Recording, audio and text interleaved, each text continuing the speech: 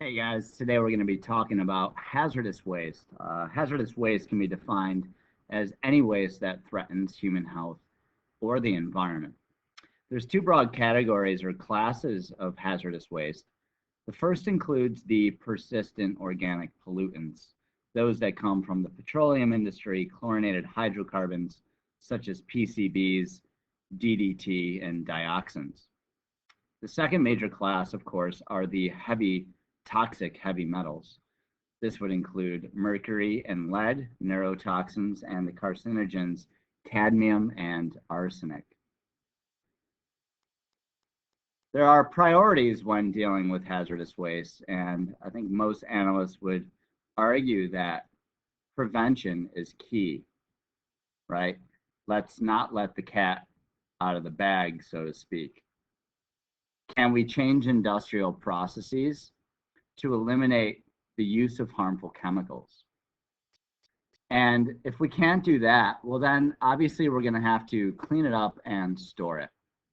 So remediation refers to correcting a mistake. It refers to cleaning it up and changing the harmful chemicals that have been produced and trying to make them less harmful. There's a variety of ways we can remediate hazardous waste and spills and dealing with the leftover chemicals. One, of course, refers to chemical treatment, where we convert hazardous materials into less hazardous materials. We can, for example, use bases to neutralize acids. We can also use physical methods. We can filter harmful solids, dilute or distill liquids. And then finally, we can also utilize biological treatment. We talked about after the Exxon Valdez oil spill where bioremediation was used. Bacteria help destroy toxic or hazardous substances. This is really effective with organic solvents, PCBs, pesticides, and oil. But there's actually over 1,000 different bacteria and fungi that have been used to detoxify hazardous waste. It might take longer, but it costs much less.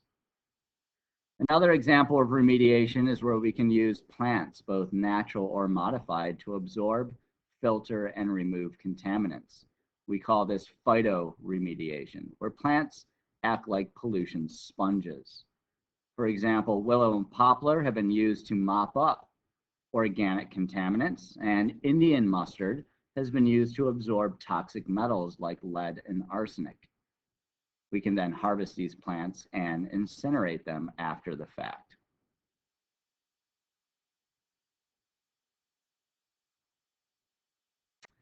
Aside from cleaning up hazardous waste, another major strategy when dealing with them, of course, is to store them and store them properly.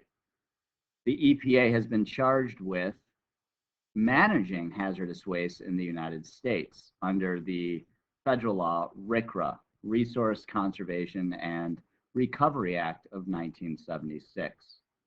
It identifies and sets standards for hazardous waste management. It requires permits for industries utilizing and disposing of hazardous waste. And it creates a cradle to grave system, which is used to keep track of waste that is transferred from the point of generation or a cradle to an approved off-site disposal facility or a grave. Proof of this disposal must be submitted to the EPA when complete. When dealing with liquid hazardous waste, the majority of our liquids, 2/3 of them, are stored in these deep injection wells. These are large casings injected deep within Earth's crust, typically below freshwater aquifers, so that it prevents or reduces the likelihood of groundwater contamination. The remaining liquid hazardous waste is often stored in what we call surface impoundments or waste lagoons. The EPA recently did an inventory of 26,000 industrial waste ponds and lagoons across America and determined that 1/3 of them were not lined properly and therefore could potentially contaminate drinking water. Solid hazardous waste is typically stored in secure hazardous waste landfills. These are specially designed storage buildings or underground salt mines or bedrocks where they can be inspected regularly. These are a lot like sanitary landfills, only severely and stringently galvanized and strengthened to protect and prevent these contaminants from escaping into the surrounding environment. There's no better case study that illustrates the health impacts of hazardous waste than Love Canal. Love Canal is a community just outside of Niagara Falls, fairly close to where we live. Love Canal was a half-mile trench that was built in 1890. This guy, William Love, ran out of money as he was finishing this industrial project where he was trying to channel water from the Niagara River to be used for industrial purposes. Well, he never filled back in the canal, and Hooker Chemical Company purchased the land shortly thereafter and began systematically dumping copious amounts of hazardous waste and steel drums in the canal in the 1940s and 1950s. They actually ended up burying over 22,000 tons of hazardous waste in the abandoned canal. They then covered it and they sealed it with a clay cap. They did this to prevent rainwater from infiltrating and potentially corroding those steel drums where it could escape into the environment. Years later, Love Canal as a community was starting to develop and the population was exploding. And so they needed additional land to build. And in particular, they wanted to build a new school for its growing population. The school board wanted to buy the land from Hooker Chemical, and Hooker Chemical said, sure, yeah, we'll sell it to you. In fact, we'll sell it to you for $1. But just so you know, whatever you do, don't disrupt the clay cap. And the school board was ecstatic, $1. That's amazing. So they bought it and almost immediately constructed highways along both sides of the clay cap and the canal site.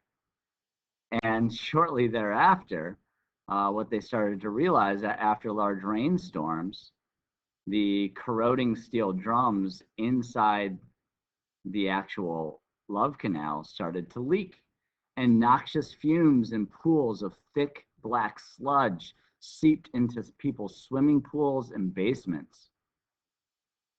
Here we can see a picture of the abandoned canal that was used as a common area in Love Canal.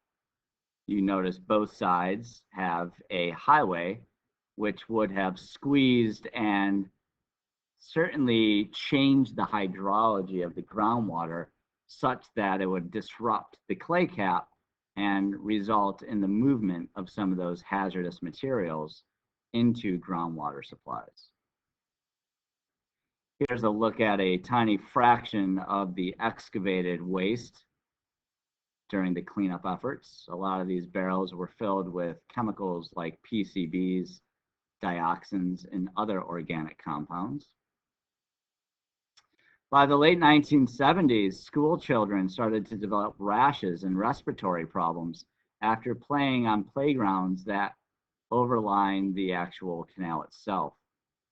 There were clusters of disease and kidney failure, liver problems, as well as increased miscarriages and birth defects in Love Canal. This galvanized a public movement, a grassroots movement known as NIMBY, which stands for Not in My Backyard. And the public became very concerned about hazardous waste and whether or not they were exposed to them. Consequently, this particular case study initiated the creation of a new environmental law. It became known as CERCLA, the Comprehensive Environmental Response, Compensation, and Liability Act, also known as Superfund. It was passed in 1980, President Carter actually declared the Love Canal as a federal disaster area, and over 400 families were evacuated. CERCLA, as it's now interpreted, provides money for the cleanup of these abandoned hazardous waste sites, and therefore it became known as Superfund. The fund was actually paid for by taxes levied on chemical and oil companies, the polluters. However, these polluters lobbied Congress years later in 1995. They stopped having to pay this tax. So now the fund is broke and it's no longer super, and it's you and I, taxpayers, who are now paying $1 billion a year to clean up abandoned hazardous waste sites.